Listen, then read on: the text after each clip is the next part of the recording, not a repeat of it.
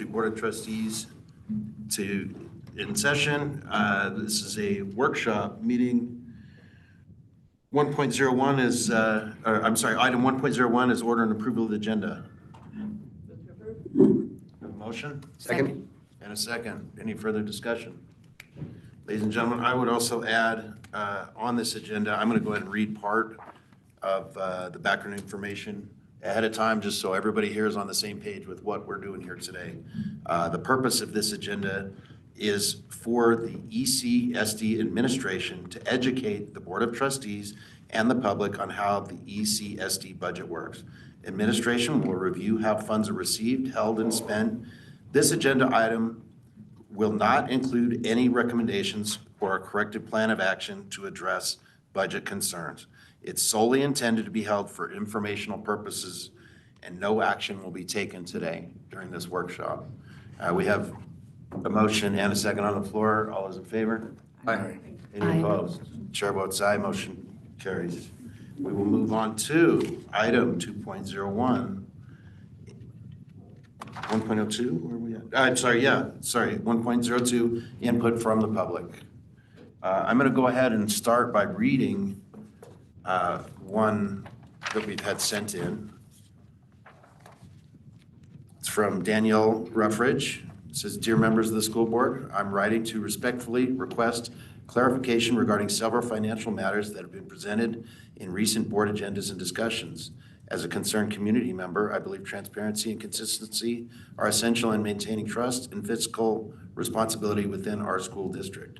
First, I would like to better understand what job consolidations and salary reductions are included in the current plan at the central office level, specifically at the high level. Are there any proposed cuts or restructuring involving the chief financial officer, the superintendent, or other director or coordinator positions? Second, I have noticed that two different spreadsheets and accounts payable sequences appear on the approved agendas, and they do not seem to align with one another. Could the board please clarify why these documents differ and which accurately reflects the district's financial obligations? Lastly, given that student enrollment has been declining over several years, I am seeking clarification as to why budget adjustments were not made earlier to reflect this trend. Understanding the rationale behind previous budgeting decisions would be helpful as the district moves forward with financial planning. Appreciate your time and consideration in addressing these concerns and look forward to your response. Transparency and proactive planning are vital to ensuring the long-term success of our schools and community. Sincerely, Danielle Ruffridge." All right, and this is a period devoted to comments by the general public, if any. In the interest of privacy and due process, the public is requested to not raise personnel issues except in a legally noticed closed personnel session of the board. Comments are limited to 3 consecutive minutes. A speaker's time may not be reserved, divided, apportioned, or deferred. No action may be taken upon a matter raised under this item of the agenda until the matter itself has been included specifically on an agenda as an item upon which action will be taken. Is there any public comment this time? All right, seeing none, we'll move on to item 2.01, presentation from ECSD administration on the ECSD budget. Ms. Stalkey.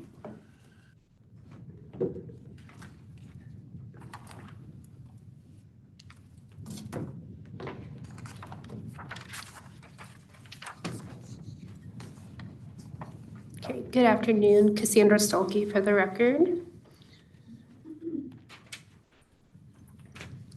Today we're just going to go over an overview of how we actually get our revenues for the pupil-centered funding plan, the differences from the Nevada plan to the pupil-centered funding plan, how we get to where we are today, what the ramifications are of that, how we go over our expenditures, and then also the role of the board in the budget as well.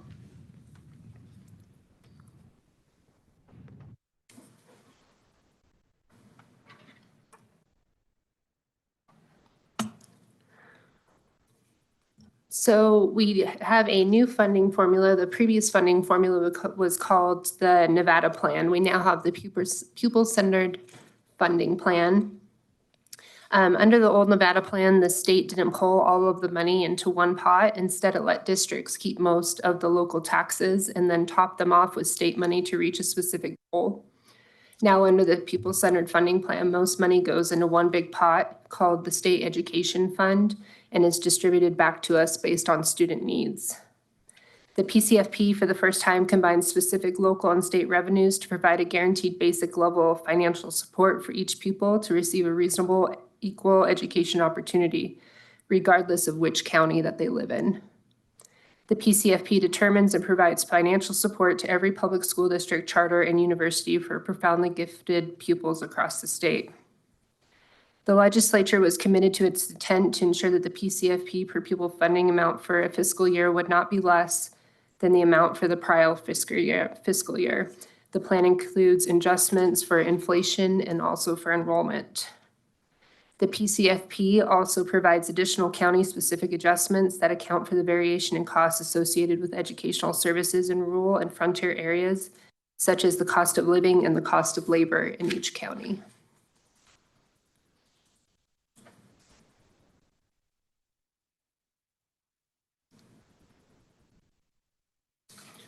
Here's a list of the revenues that go into the state education fund.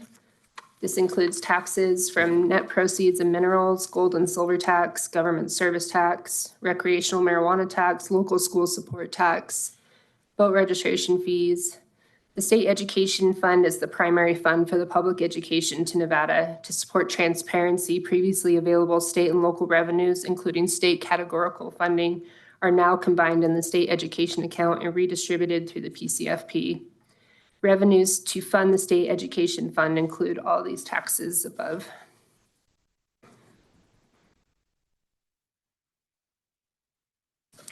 Previously, some local funding was inside the Nevada plan and some was outside the Nevada plan. The inside the plan funding included local school support tax and 1/3 of both the ad valorem property mining tax. These dollars were included in the equalization formula and part of the state aid calculation. The outside the plan dollars include 2/3 of the total ad valorem property and mining tax, government service tax, franchise tax, unrestricted federal revenue impact aid tax, interest, tuition, other local revenue, and opening general fund balances. These dollars were not included in the calculation of state aid. The PCFP changed the Nevada plan so that now school districts, charter schools, and university schools for profoundly gifted students are completely funded by the state using pooled state and local revenue, except for federal revenues and capital funds. Both formerly inside and outside local revenues are combined with state revenue and distributed within the PCFP plan.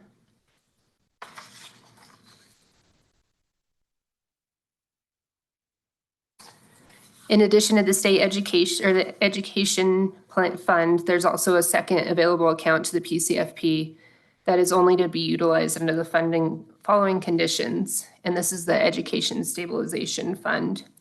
This is revenue collected in the state education fund account, which is 97% or less than the authorized amount, or the balance exceeds 15% of the appropriations authorized in the state education fund.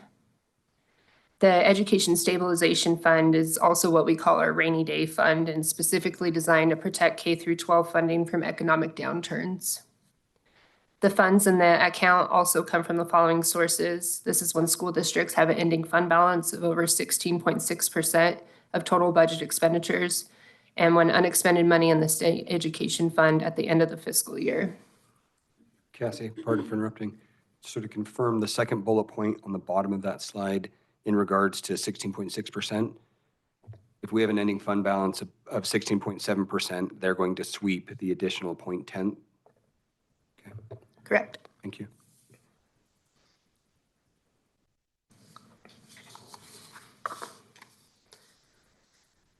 The Nevada Pupil-Centered Funding Plan uses a backpack metaphor to ensure that education funding is equitable and follows the individual student rather than the district. It begins with a statewide base, a universal floor of funding provided to every student to ensure a consistent educational foundation. To account for Nevada's unique geography, the adjusted base compensates for diseconomies of scale. This is what we consider the Elko factor. inherent in rural and frontier districts because these areas lack the high student density of urban centers. The per pupil cost for essentials like facilities, specialized staffing, and transportation is significantly higher. They then add on the weighted funding weights to the backpack of English learning students at risk and gifted and talented. This third tier is strictly restricted, ensuring that these funds are spent directly on services for those specific populations to bridge the gap between basic enrollment and actual student need.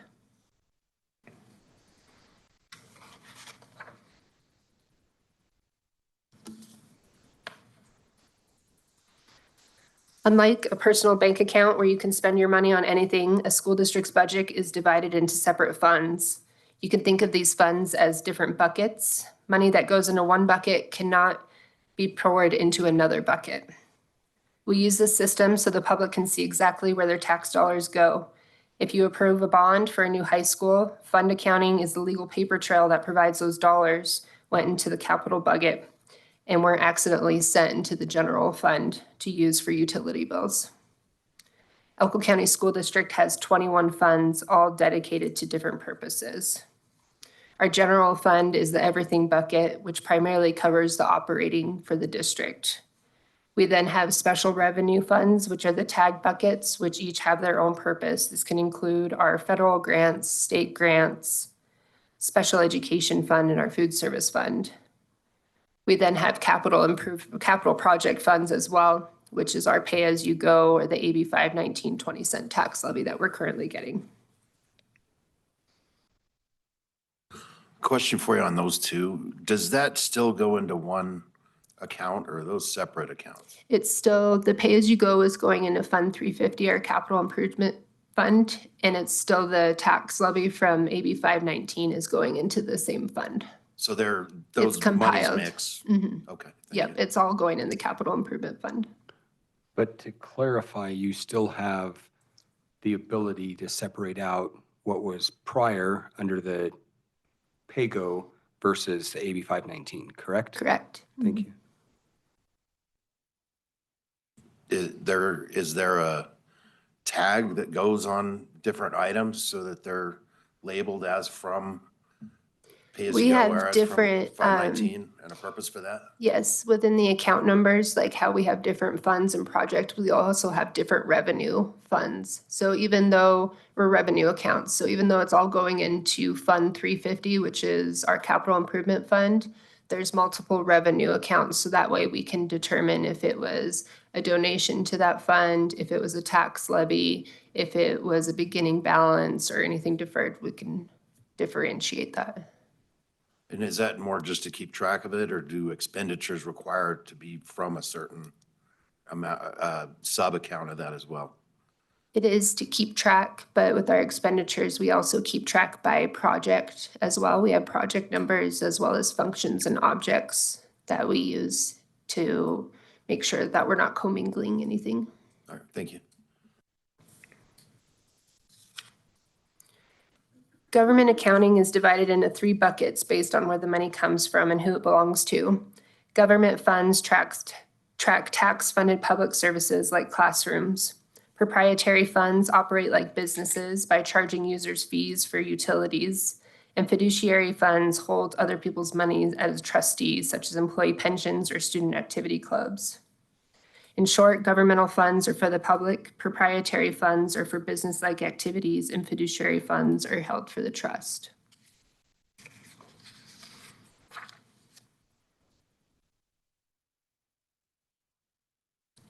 Here's just a slide so you can see we have a total, it's actually 22 funds. So we have our federal fund, our state fund, our special education fund, our capital improvement fund, our student activity fund, our E-rate fund, our PCFP English Language Learner Fund, our Workers' Compensation Fund, our General Fund, Food Service Fund, Buildings and Sites Fund, our PCFP At-Risk Fund, our SB 231 Fund, our Scholarship and Trust Fund, our Medicaid Fund, our Risk Mitigation Fund, the PCFP Gifted and Talent Fund, our Adult Ed Fund, Gift and Donations Fund, our Unemployment Fund, our other special revenue fund, and our self-insurance fund.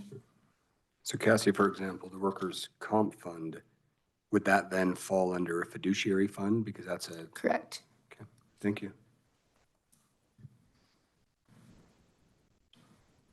Functions and tracking. So this goes back to your question, Jeff. Inside each fund, like the general fund, we categorize spending by function. A function describes a specific activity or service being provided. This allows us to ensure that the majority of our resources are reaching the classroom. The most common functions that we use in the district is function 1000, which is general instruction. That's where the majority of our teachers fall under, anybody that has face-to-face instruction with a student.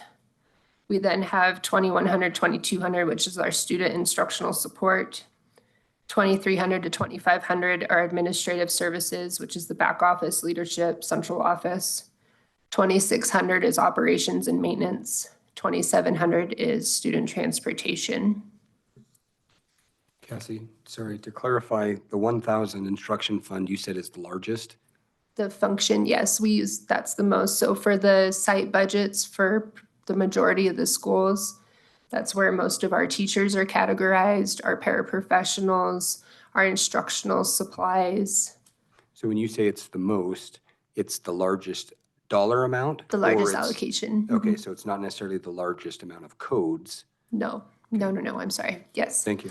Yeah, and there's multiple, if you were to look into the Nevada chart of accounts, the functions go up to about 6,000. So this is maybe like 3% of the functions that we use. And within the range between like 2100 to 2200, that's just a vast range where then we can then break it down by specific offices.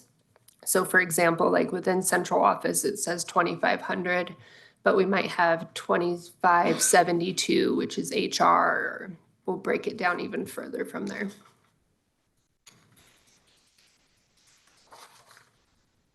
Reminds me a lot like a Dewey Decimal System in the library. It's exact, yep.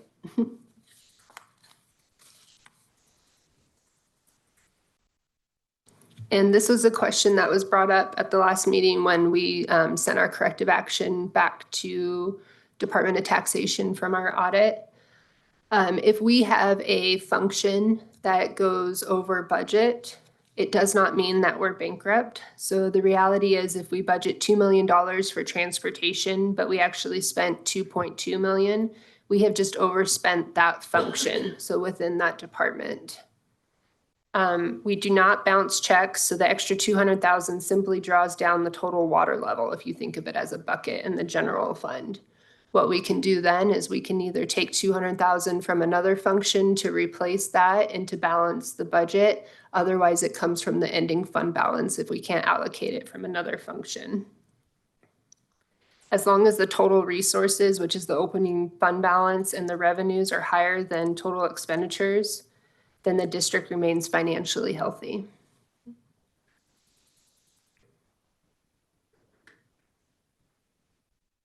So just to throw out there, a headline, for example, that says broke Not accurate. would be completely inaccurate, right? Correct. Thank you. These are some of the thresholds that are stated by the Nevada Administrative Code and also NRS 354.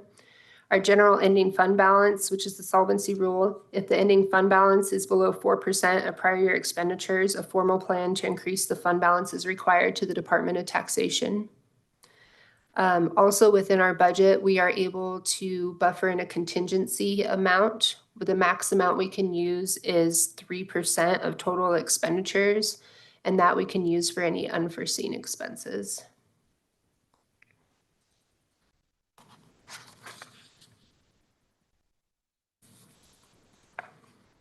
Understanding our ending fund balance. The ending fund balance is the financial cushion remaining at the end of the fiscal year. It's calculated using the beginning fund balance, adding in our revenues, other financing sources, subtracting our expenditures, and that would leave us with the ending fund balance.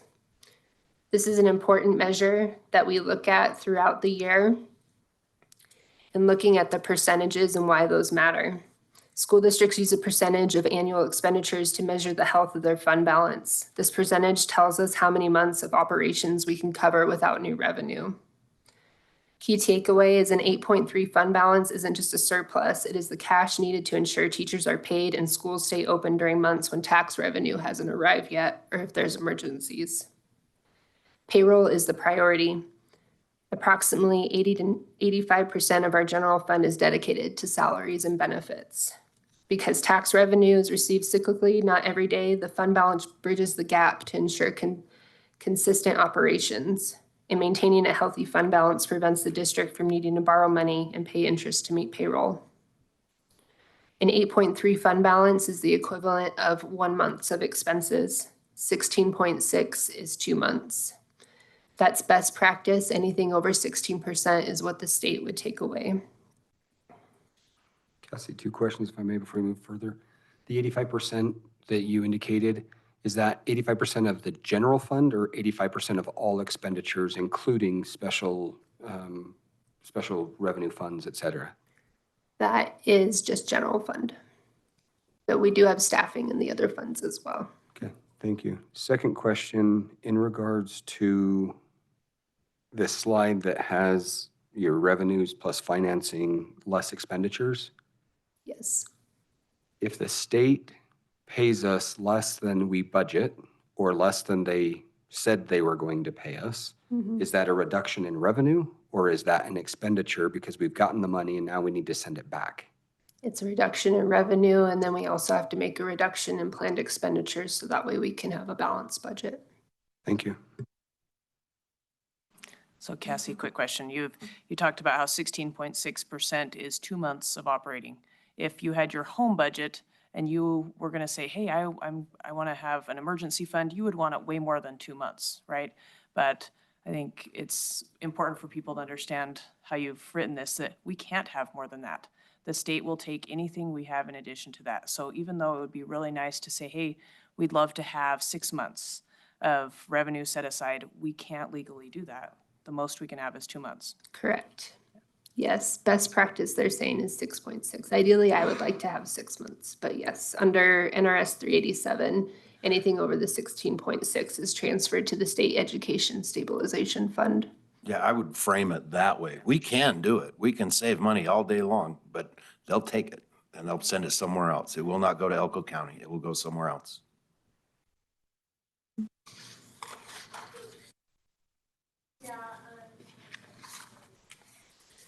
The Nevada school budget cycle is a year-long process that begins in July. That's when our fiscal year begins and follows a strict statutory timeline to ensure transparency. It starts with the district preparing tentative budgets in the spring and getting those approved by April, holding public hearings in May, and adopting the final budget by June 8th for the upcoming fiscal year. Throughout the year, the district also must submit amended budgets to the state to account for actual student enrollment numbers counted throughout the year with the pupil-centered funding plan and true-ups.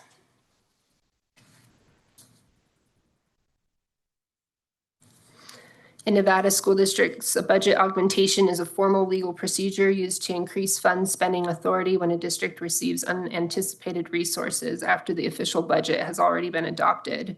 Governed by NRS 354-598-005, this process allows districts to legally spend extra money from sources like higher than expected student enrollment, new grants, or larger than projected carryover from the previous year. To finalize and augment, the District Board of Trustees must pass a formal resolution and in some cases provide public notice before filing the update with the Nevada Department of Taxation.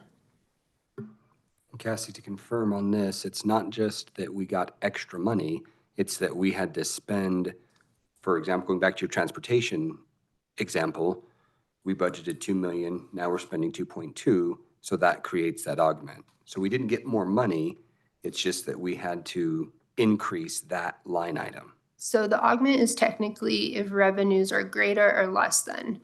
If we are, in that case, within the function, if we are spending more in transportation function 2700 and we're pulling it from a different function, we do not need to audit or augment. I have the authority to do a budget transfer, and that's where I give you guys the transfer reports and I can pull it from a different function. It's only if we have increased or decreased revenues. Thank you.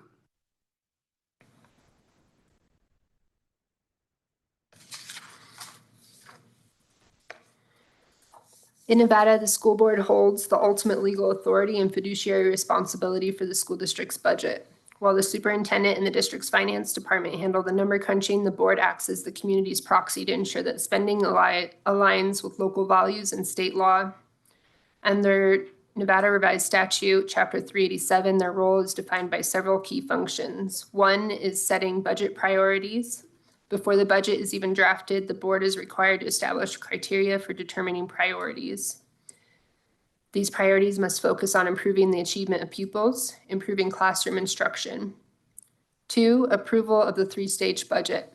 Nevada school districts follow a strict calendar for budget development. The board must review and take formal action at each stage. The tentative budget must be submitted to Department of Taxation by April 15th. The board reviews the initial projections for revenues and expenses. The final budget, following a mandatory public hearing, usually the 3rd Wednesday in May, the board must formally adopt the final budget by June 8th. And then the amended final budget, because the school funding in Nevada is pupil-centered and based on actual enrollment, the board must approve an amended budget by January 1st to account for the official student counts taken in the fall. They Cassie, also, oh, sorry, can you go back to number 1? You said there were 2 priorities that we had there? yes. Ensuring that the budget follows the priorities are improving the achievement as pupils and then improving classroom instruction. Thank you. The third is the fiduciary oversight and policy. The board does not just rubber stamp the numbers. They have the specific legal duties of the approving of the salary schedules. Since roughly 80 to 90% of the district's budget is typically personnel costs, the board must approve salary scales and collective bargaining agreements. They must also approve the transfers and augmentations. If the district needs to move money between different functions, example from moving from instruction to student support, the board must approve these transfers in a public meeting. Capital projects, the board determines the schedule for building maintenance, renovations, and new construction. The fourth role is accountability and public transparency. As elected officials, the board serves as the primary link between the school system and the taxpayers. They are responsible for holding public hearings, ensuring that the community has a voice in how tax dollars are spent, monitoring audits, reviewing annual independent audits to ensure the district is following the generally accepted accounting principles, and then adhering to the pupil-centered funding plan. Since 2021, Nevada has used the PCFP, which allocates a base amount per student plus weights for specific need. The board ensures that these weighted funds reach the intended students. Cassie, we have a transparency portal through our website. We do. Does that satisfy the 4th responsibility? I definitely think it's an element to that, yes. Thank you.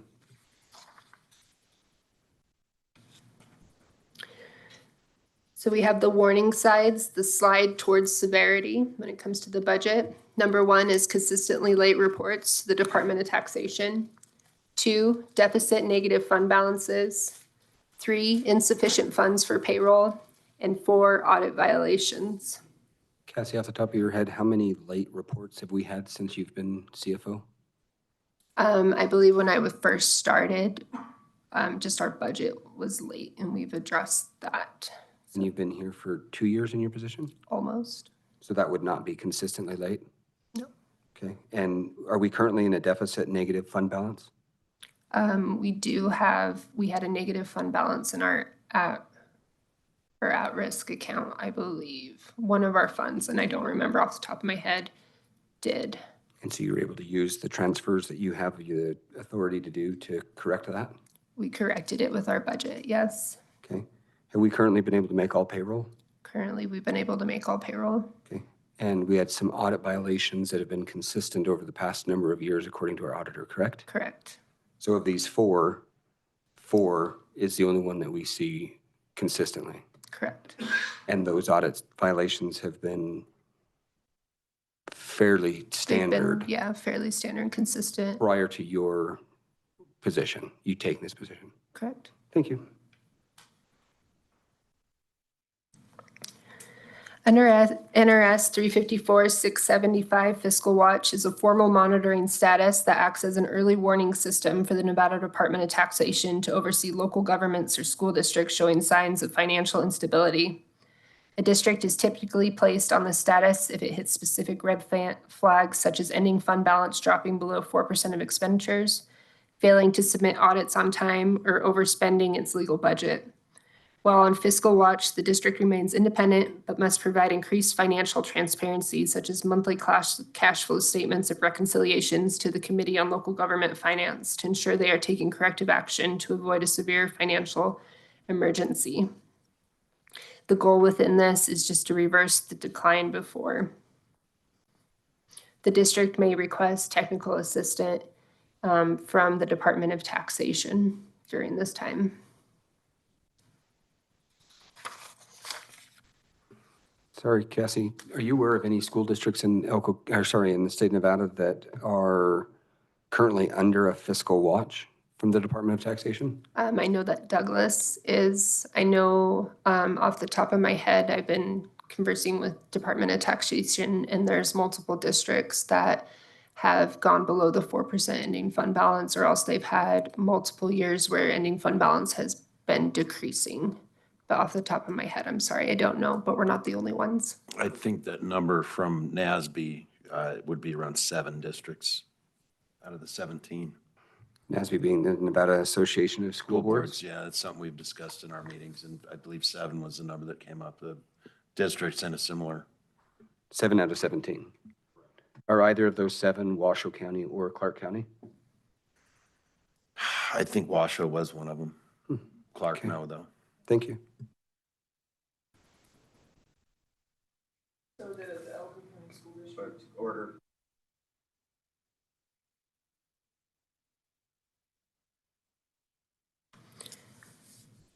The next, under NRS 354-685, a severe financial emergency is a critical legal status declared by the Nevada State Commission when a school district or local government is no longer able to remain financially viable on its own. This status is triggered by several red flags, such as the inability to pay employee salaries, debt obligations, a general fund balance is consistently below 4%, or an accounting system so degraded that it cannot produce an accurate audit. Unlike Fiscal Watch, a declaration of severe financial emergency often results in a state takeover where the Department of Taxation assumes direct management of the district finances, including the power to renegotiate union contracts, consolidate services, and implement mandatory budget cuts to restore solvency. And I just want to be clear, as of today, we are not in either one of these statuses at this point.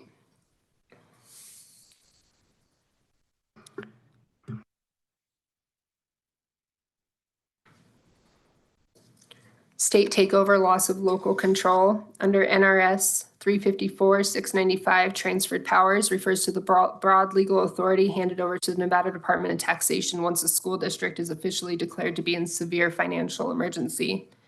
During this period, the district's Board of Trustees loses its independent decision-making power over money, and the department, with approval from the Committee on Local Government Finance, takes over daily operations. These transferred powers allow the state to hire or fire personnel, negotiate all new collective bargaining contracts, approve every expenditure, and even petition for court order increase in local property taxes to pay off debts.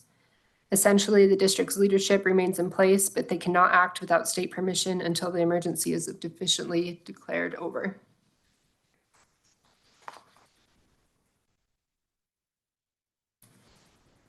The cost of emergency and impact on taxpayers. States can mandate additional property taxes.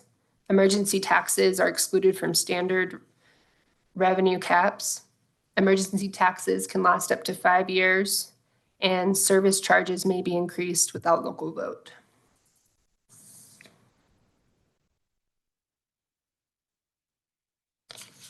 The impact on the services and contracts. Spending will be prioritized only for safety, and then for health, non-essential services will be completely cut out. The state would be able to, again, reopen collective bargaining agreements, and compensation and benefits would be subject to renegotiation, and there'd be strict limits on new employment.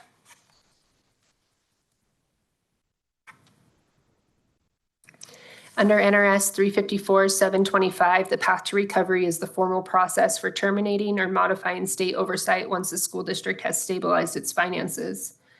To exit a severe financial emergency, the district must petition the Nevada Tax Commission and prove that it has corrected all statutory violations, hired staff with sufficient financial expertise, and eliminated fund deficits. The commission, after receiving a recommendation from the Committee on Local Government Finance and holding a public hearing, must officially find the emergency has ceased to exist before restoring full government authority to local board of trustees.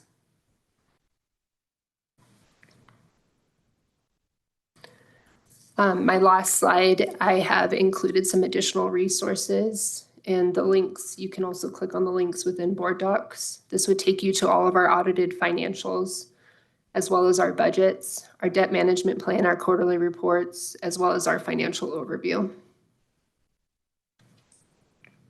And with that, I'll take any questions that you may have. Mr. Chair, if I may, since I've been interrupting her the entire time. Chair recognizes. Thank you, sir. Harding. Didn't know if you were just recognizing my interruptions too. Cassie, on slide 20 or thereabouts, that's the one that indicates fiscal watch. You indicated that, just for the record, we are not in either of those situations. Were those situations fiscal watch and severe financial emergency? Correct. We're not in those. At this point, we've had to submit a corrective action plan just from our audit that you all approved.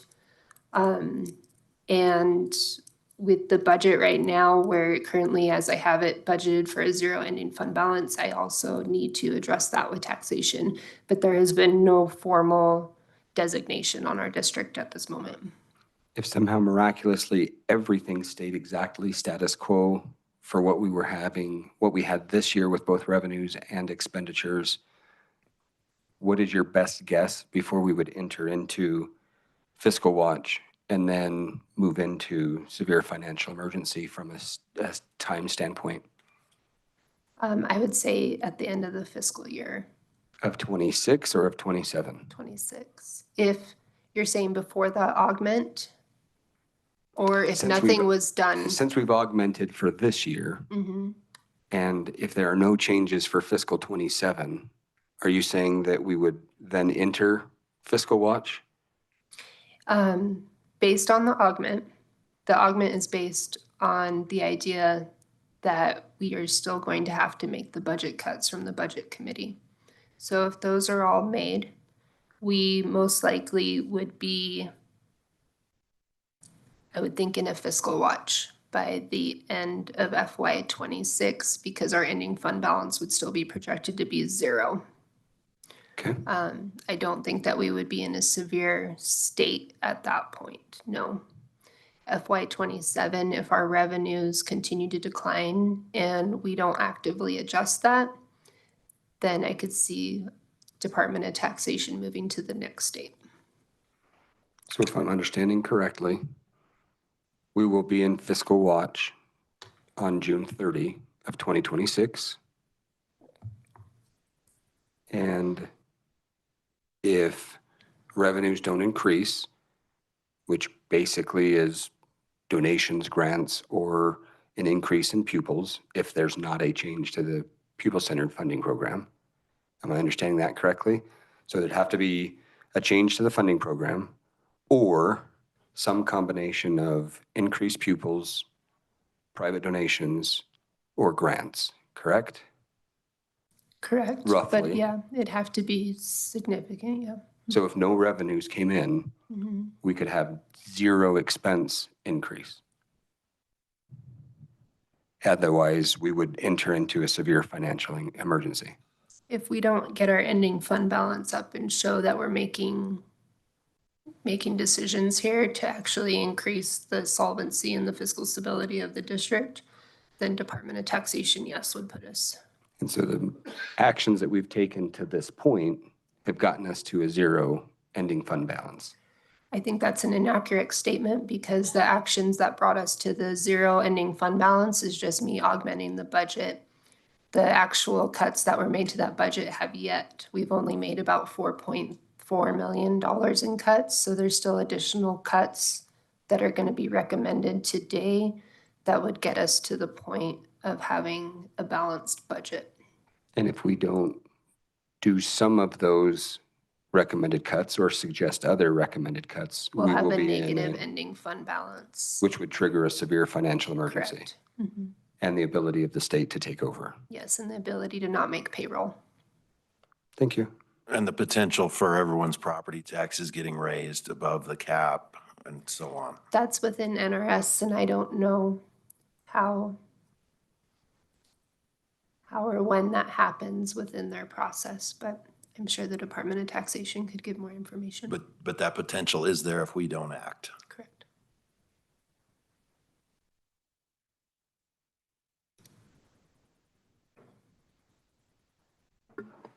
Thank you, Mr. Chair. I don't think I have anything further.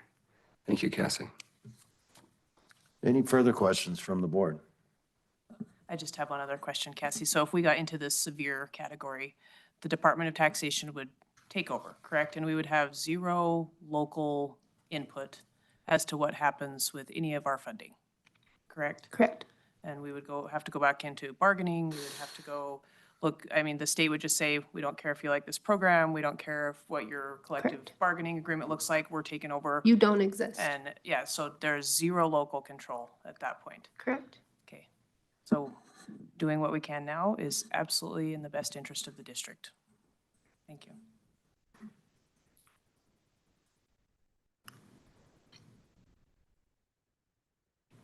Any further comment? I would just like you to explain, I'm fairly certain I understand it, but just for everybody, if you would explain how at the beginning, when we're budgeting, if we have a certain number of students that we budget for, and then throughout the year, how if that drops because kids are pulled out for homeschooling or decide to go to charter school or whatever it is, if that enrollment drops, that we have teachers at the beginning of the year to satisfy the amount of students that we budgeted or that we started the school year with, but that because they are contracted teachers, we can't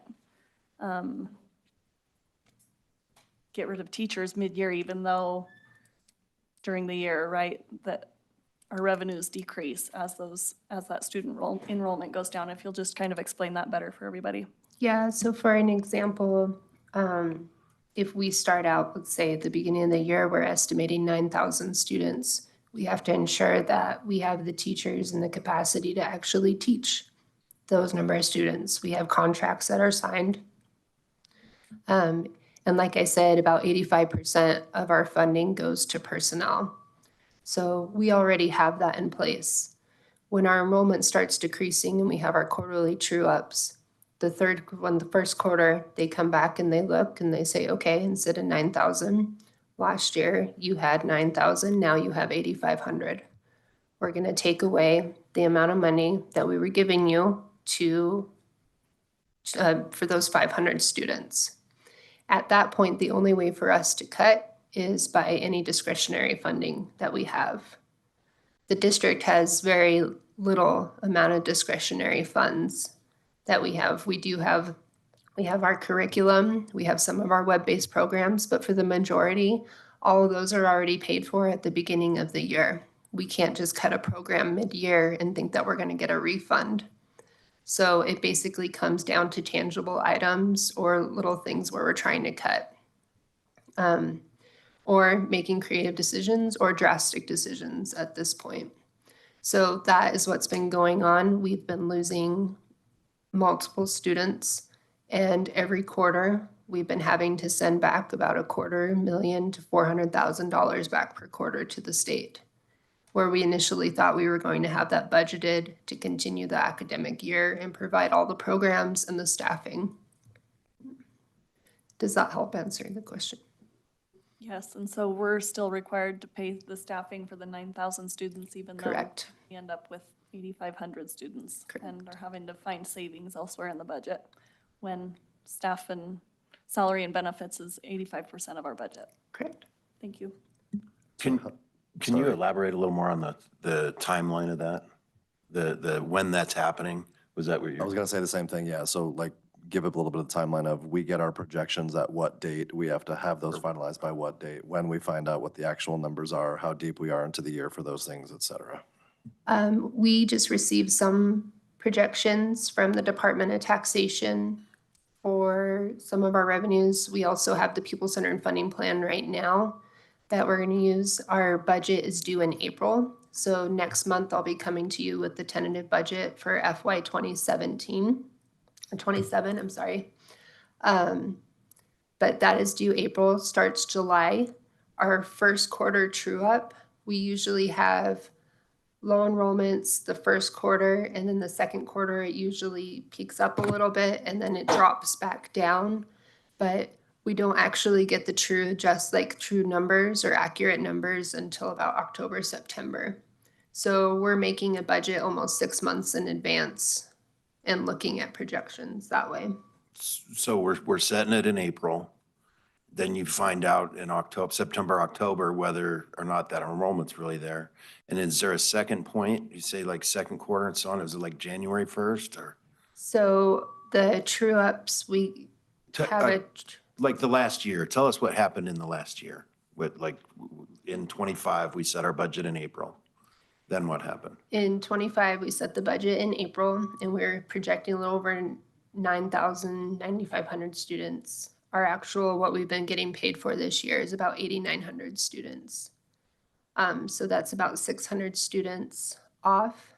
And I don't remember the exact numbers, but 600 times 11,000, almost That's $7 million. $12,000. Correct. And is there any reason for us in April to think that we're not going to have those students? Like what, between April and October, what's happening to where we lose 600? I think we need to continue doing enrollment analysis and looking back over the past 5 years and seeing how many students we've been losing per quarter, and then being proactive on our projections and also being conservative and expecting that we're going to have a lower enrollment count than maybe we actually are. Just in my experience so far, the last 20 years have been virtually flat. And then it's been just in the last 2 to 3 years where we're losing enrollment, correct? I feel like we've been losing enrollment longer than that. I think it's been since about 2019. Since 2007, we've averaged 9,980 students over those 19 years. The last 3 years, we've averaged 9,658. So the last 3 years versus the previous 16, we're down by 300 students roughly. Now you have 1, 2, 3, 4, 5, 6, 7, 8 of those 17 years where we were above 10,000, the highest being 10,448. But if we looked at pre-COVID, including the 2020 year, we're averaging 9,925 students, or at least enrollment during that time. And our lowest year is this year. But we also don't get paid for all of those students either. So we don't get paid for all of the pre-K students unless they have an IEP. I'm trying to think. Adult ed, we don't get paid for those students as well.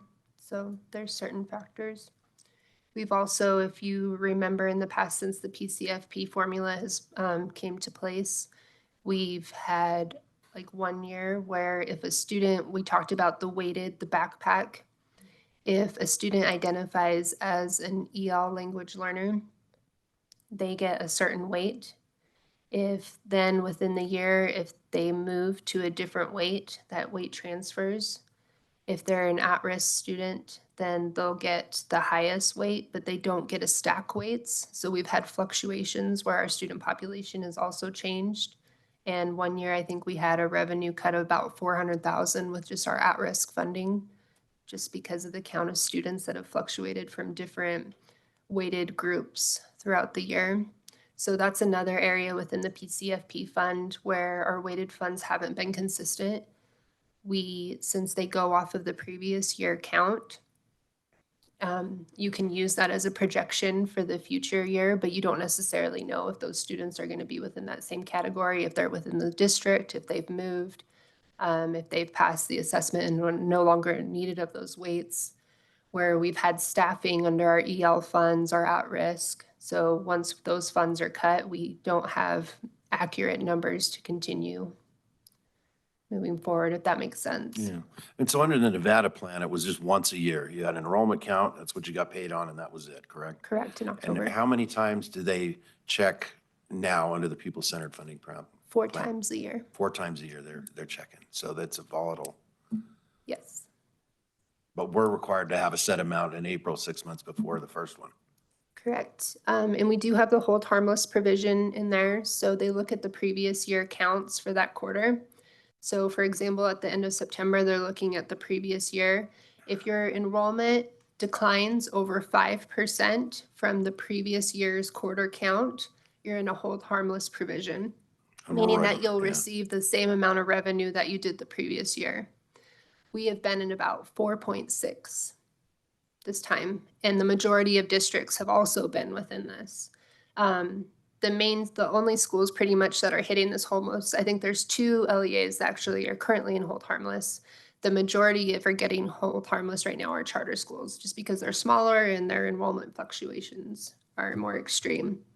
The majority of the districts have been around 3 or 4%, so we've been consistently having to take cuts and make drastic changes to our budgets and not able to hit that hold harmless provision and get the same revenues and have more of a padding from the previous year. So I just have a question, just to clarify a little bit. So you were talking about the backpack and the special revenues. So one of those would be special education and one of those would be English language learners. So the state recognizes that it costs more to educate a child has special education needs or who is an English language learner, but they will only give us the weighted funds for one of those. So if we had a child who was an English language learner and a special education student, we would only get the funds for one, not both? So the special education is the state fund. It's not the same as a weighted fund. So they would be able to stack with the SPED, but EL, at-risk, and GT cannot stack upon each other. Does that make sense? So it's kind of a separate 3 different categories. So you could still have a special education student that is receiving an EL weight as well. But you couldn't have an EL that was also at risk Correct. You would just get the at-risk. because that was the highest. That's the highest weight. I want to correct your statement, Matt. I know you meant to say what you meant to say, but I want to make sure it's clear. We have lots of EL students who are also at-risk students, but we only get funded for their EL side of their services. All services that go to them because they're at risk or identified as at risk, we just have to cover those services for those students because we don't get funded for those specifically. There's many other states that do have a stacking weighted formula within their funding formula for their state, but the state of Nevada doesn't stack weights. A quick question about the formula. Do you know, does it have to go through a legislator to change that formula, or is that all dependent on the Department of Ed? Do you have any idea? It does have to go, it's through the legislature, and within the state of Nevada, the education, the pupil-centered funding plan, or the bill for funding education is actually the first bill that has to be approved in session. But yes, it would need to go back through the legislative session again. Thank you. Can you tell me the numbers when the 4 times a year? So what number do they pull for the following year? Is it the last one? Like, did they just pick one of those times? Like, So it's based on the quarter. So if they were looking at the end of October, they would look at the previous count from the end of October from the previous year. and do our numbers match from what we have, from what they have? Well, they're looking at enrollment counts. So they would be looking to see how many students we had the previous year. So the previous year, if we had 10,000 students and then now we had 9,000 students, that would be a 10% reduction. That would put us in hold harmless. Right now, if we had 10,000 last year, now we have 9,700, we'd be at a 3% reduction. We wouldn't be in hold harmless, and we would lose the revenue for that amount of students. Okay. And just to go back, the adult ed, is that a mandate that we have to provide adult education? We do receive an adult ed grant for our corrections and then all adult ed high school program. We do receive state funds for that. It's not always an adequate amount of money to cover the full program, but we do receive funding there. So if we didn't get that grant, We would not have any funding for adult ed. okay, But yeah, it's not a competitive grant, it's a formula grant. okay. So I don't foresee it going away. And pre-K? Pre-K, we get a small amount of money. We get about 50,000 from our IDEA federal funds. And then within the weighted funds within at-risk and EL, there are allowabilities that we can use that funding for pre-K as well. I have a quick question.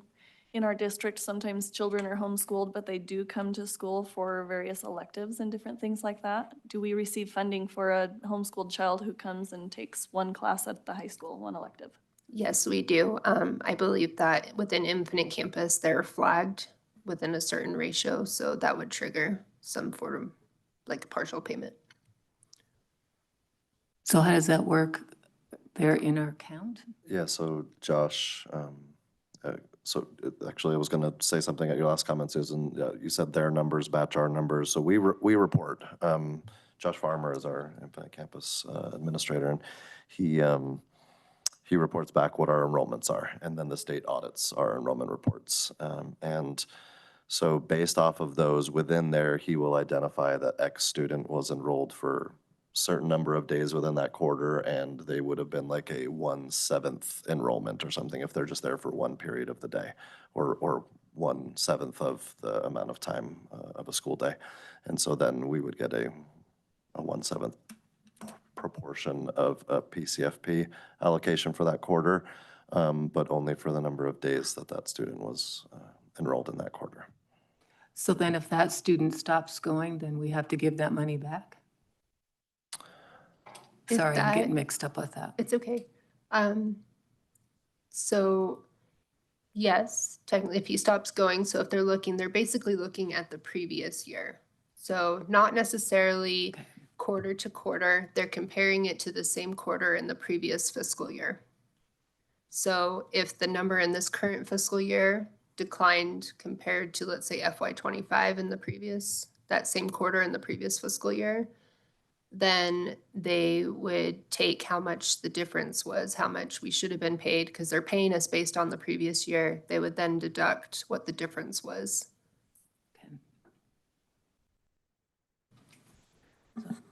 Cassie, does that partial enrollment apply to, say, seniors who go to school on campus half a day and then they go and take college classes at Great Basin the other half of the day? Do we get a partial enrollment for them, or do we get full enrollment for them? That is a good question, and I'm not sure, but I can get back to you on that. Okay, thanks. I'd honestly be curious on a breakdown on all categories of students, and if there's any question on what funding they provide based on the pupil-centered funding plan, and what other categories there are of students that aren't under that where those funds are from, and I'd be interested in that information Okay. to see if that's something that's significant. We can ask Josh We for should be that looking at, information. yeah. So we offer online school. Do we get funded the same for an online learner through an NVA as we do for someone who's sitting in a chair at a school site? So if the student is enrolled in an NVA and is full-time enrollment, then we would get the total pupil-centered funding per pupil amount, yes.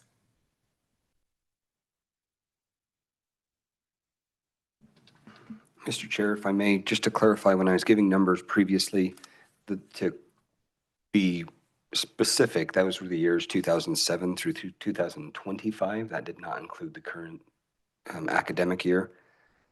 We are down 881 students from our high in 2022, 624 students from 2 years ago, and 339 students from a year previous. So of course, those are duplicated as you move back up, but from our 2022 numbers, we've lost 881. Cassie, please tell me again, what's the general base amount for pupil funding program? It's currently 11,685. So, Mr. Chair, just to let you know, based on that, from our numbers $10 million. from 3 years ago, we're at $10,294,485 based on that number of what the deficit is. Cassie, I thought previously you had indicated that the state requires us to use a specific number. We can't pad the books by telling the state, hey, we're only going to have 8,500 students this year. Am I mistaken on that, or was I mixing up two different? I've been given, just as I've been learning the role, information. When I first did the budget, I was told I had to use this number. I've then been speaking with my counterparts, and they're not following that, so they're using enrollment projections that they have as well. Thank you.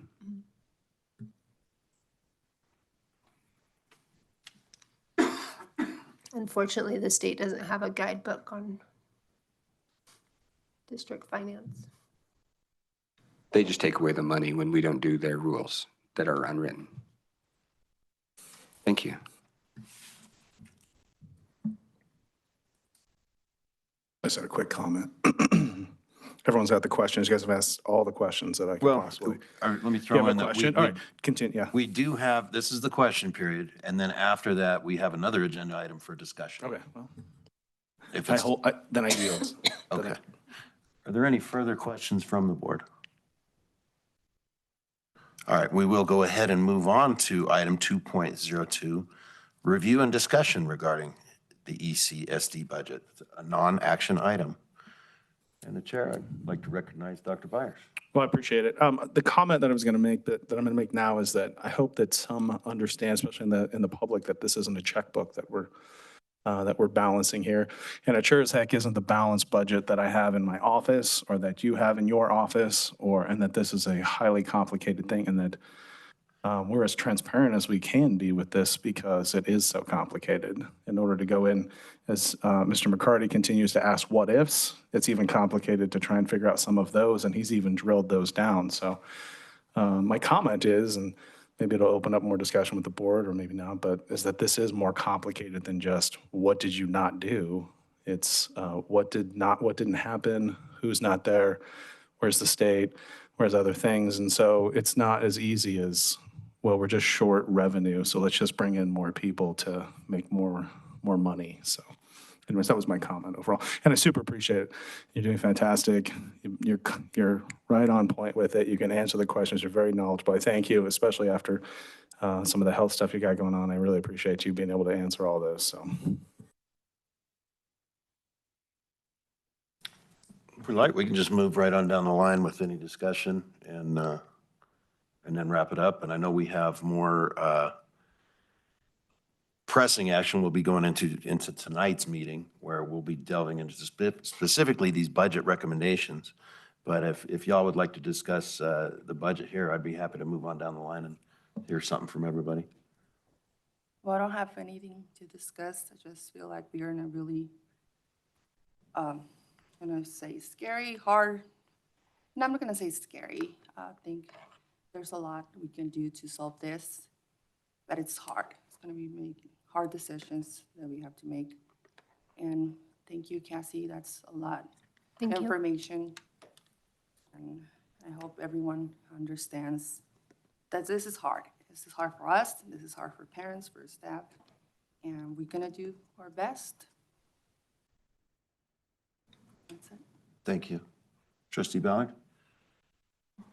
I wish I had something prepared to say, but just off the top of my head, all I can think is we as a board, I think we need to be louder, make our voices more heard on how this is just, this pupil-centered funding plan is not, it's not friendly to rural districts. It's a really hard thing when you consider that we hire teachers and have them under contract at the beginning of the year and expect that we'll have the funds to pay their salaries and benefits, and then student enrollment declines and they ask us to send $7 million back. It's a little hard to keep a budget where it needs to be when that's how they're working things. And I think that that's ridiculous. I don't like it at all. I think that that needs to change. The weighted funds that you were talking about and how we can't stack those, I also completely disagree with that. I think that that needs to be changed. And so I would like to see us as a board maybe start putting a little more pressure on the state to make some changes there so that this doesn't continue to be an issue for our district. Also, you know, I think there's been a lot to learn since they switched this whole funding formula up. There's been a lot to learn for the district staff to learn about how this all works. And there's been questions that have been going back and forth. And I know lots of times we asked the state questions and they didn't even have the answers for us. And so they were kind of trying to figure things out also. It just has kind of created this perfect storm. I did bring up, because Susan and I took an economics course through Georgetown University, and they talked about the fiscal cliff and that how many districts were going to hit this fiscal cliff when ESSER funds and things ran out. I did bring that up in person to CJ and in a board meeting and just kind of asked where are we at with that? What did we use those funds on? And are those going to be reoccurring expenses that are going to turn into a problem for our district? Are we going to hit a fiscal cliff because those funds run out? And I brought that up a couple of years ago. I think as an entire board, maybe we just need to be a little bit more proactive in making sure that we're looking into these things and making sure that we're following these things and looking at trends and looking at an enrollment and how those things are going to affect the future budget so that we can make the best decisions to on how we're spending the money in the district, so we're in a better financial position so that our student outcomes can be where they need to be and we're doing everything that we can to support students, but also to reach those goals that we've set as a board and as a district. Thank you. Trustee McCarty? You sure you want to call on me? I'd love hearing from you. What do you got for us, Matt? All right, just kidding. Thank you, Cassie. I appreciate your work that you've done over the past 2 years. I know that it's not an easy position. We've had 4 people in that position in 5 years, if I recall correctly, and it is not easy. That's not to say that the previous incumbents did a poor job, but you're here now, and I appreciate what you regularly provide back to this board. I agree that something needs to change at a state level, and I'm not trying to say it's insurmountable, but the reality is 72% roughly of the state lives in Clark County, and of the 7 counties that NASB has identified, one of them being Washoe County, which is about 15% of the district or the state. Even with Washoe County on our side, we're at a 2-to-1, more than 2-to-1 disadvantage legislatively.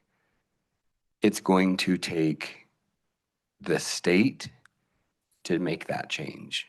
No matter how much we pound our fists on this dais as Elko County trustees and as representatives of Elko County School District, we won't be able to institute that. And I want to be very clear with the public here. I love government. I love politics. I'm not saying it's not possible and therefore I'm going to throw my hands up and give up. But I am saying it's not as simple as, we'll change it. We no longer have the Cow County power that we did 100 years ago. It's not there. It's not going to happen from us. So the public needs to understand that we need their support more than ever to get this in, because the public needs to talk to their counterparts and their friends and families and coworkers, et cetera, in every other county, including Clark County, to let them see what this is going to do, because we are going to see 16 counties failing. The state will step in, and at that point, we're so far down a hole that there's going to be an issue. So we do just need to be aware of that. The other thing that I want to make sure that folks are aware of is we are and it's been mentioned multiple times, I've alluded to it, we are as transparent as possible. We put as many items out there as possible. I encourage people, if you have questions, at least look at the previous meeting's agenda. And most of the time, you're going to find the information that we're relying on in that agenda. But the information from the state often is wrong as well. And I'm not trying to throw the state under the bus, but for example, the state report card, when you look at attendance as a whole, the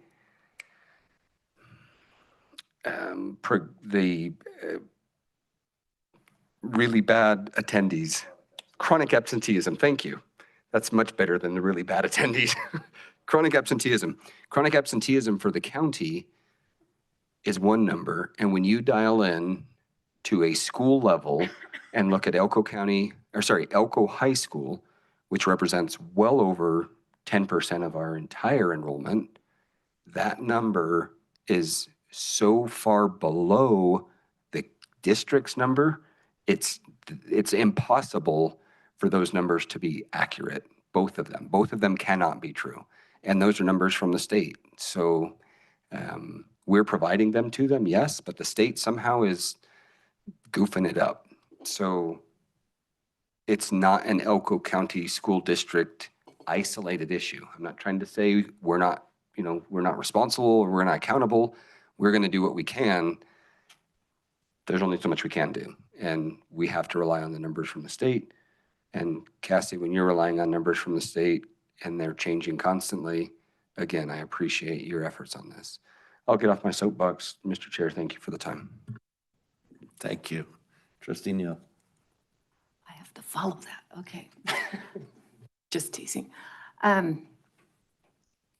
guess just to add what's already been said and not to repeat, we have to find the positive because it doesn't do any good to blame, go back. You just have to move forward. And I think that's what we're starting to do. We will need to be better at our short-term planning and our long-term planning because I think we're worried about short-term right now, but we're going to have to worry about long-term as well, and that is our job. And one of the positive things, I think, is community support. Like, we have gotten emails and voices have been heard, and it got the public involved, and that, to me, that's a good thing. And we have work to do, and we will do it. Thank you. Trustee Castro. Okay. We have big decisions that we need to make. And having this workshop, having the information that's provided to us on a regular basis is incredibly helpful. That doesn't make the decisions easier. But we are all sitting here. There are 7 individuals sitting here who care about kids in Elko County.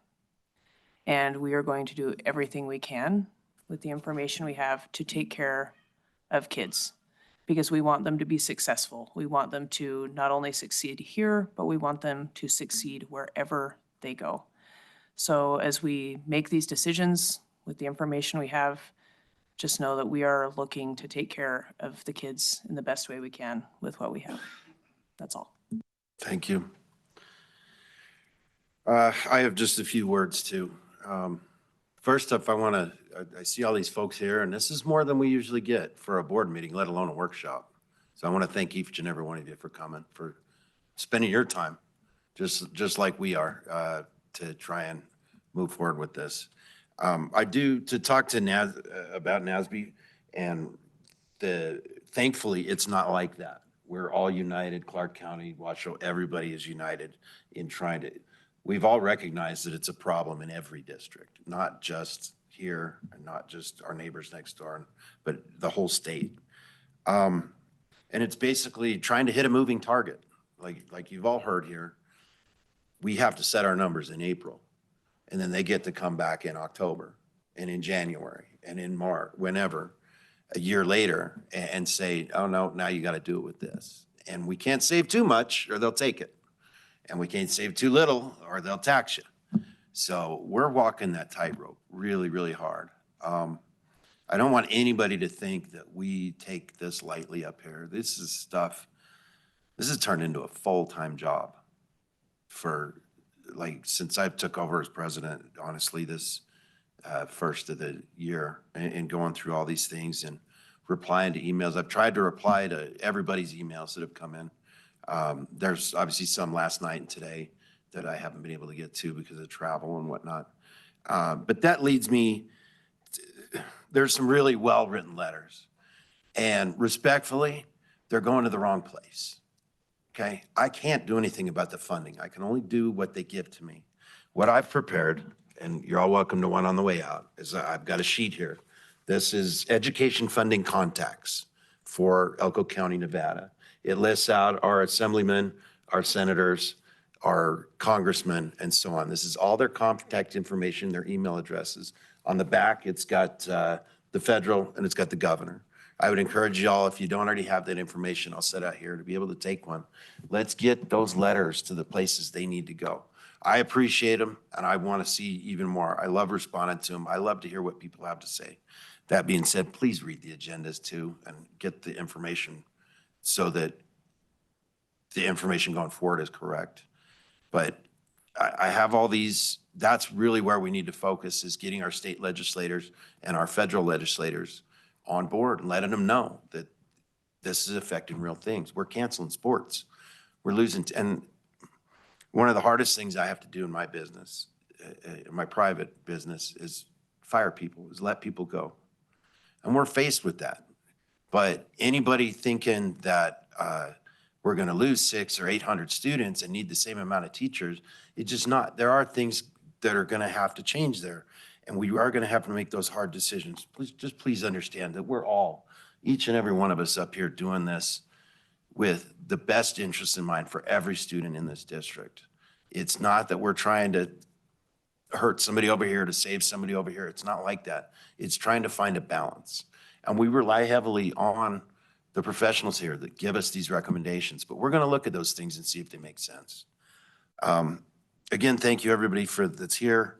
I'll go ahead and close with that. Just know that we're working on it, and we're going to talk a lot more in depth tonight in our meeting about the specific problems that are affecting our budget right now and some of the changes that we are going to have to make. So with that, I will move on to item 3.01, which is input from the public. I read the disclaimer earlier with 3 minutes. If there's any public comment, I'd be happy to hear that now. Go ahead. Come on up. I might need that mic over. Let's get that mic on and make sure we can get you on the record. Tammy Craycraft Dickinson. I'm here in a lot of capacities. I'm here as a parent. I am the Flagview PTA president, and I'm also president of the Mybury board. I also happen to work for the county assessor's office, so I deal with the Department of Taxation. And Cassie, even when they give you a manual, they will undermine you at every turn. We just had to refund a tremendous amount of tax dollars because they couldn't keep their word. I just wanted, because I don't think I'm gonna have time to come back tonight because I have a Mybury board meeting, but I just wanted to point out, yes, receivership is on the table. I understand that, but we need to ask ourselves, when was the last time a Nevada school district was put in receivership? Does anybody know offhand? Do you know? Do you know? Do you know? It's not since the 90s. Do you know what county it happened to? White Pine. White Pine, because they built a high school without any money. They had to go into receivership. It was the only way to get out of that crumbling high school that they had, which now they use as a junior high, which is a whole other thing. But all that to say that the receivership is out there, but I don't want that to be a driving factor. We do have time. I understand, Mr. McCarty's sentiments about it's difficult to make these changes, but these changes with the funding formula were made before. We can make them happen again. And we have the leverage of more counties this time.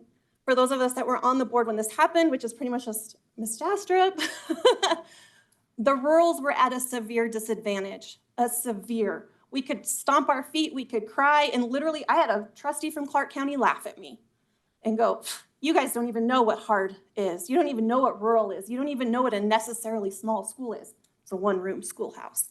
I know what it is. So now that we have this momentum, we need to take it. And we need to go to the state. Mr. Durham is exactly right. We need to start contacting all of our legislatures and letting them know we will not vote them back in. A lot of them are up for reelection, and a lot of them need a platform to stand on. And for the first time in a long time, education might be the platform they can stand on. So I just wanted to say that because I probably won't see you tonight, but I appreciate you all. I know this is hard work, so thank you. Anyone else for public comment? All right, hearing none, we will adjourn the meeting. Thank you, everyone.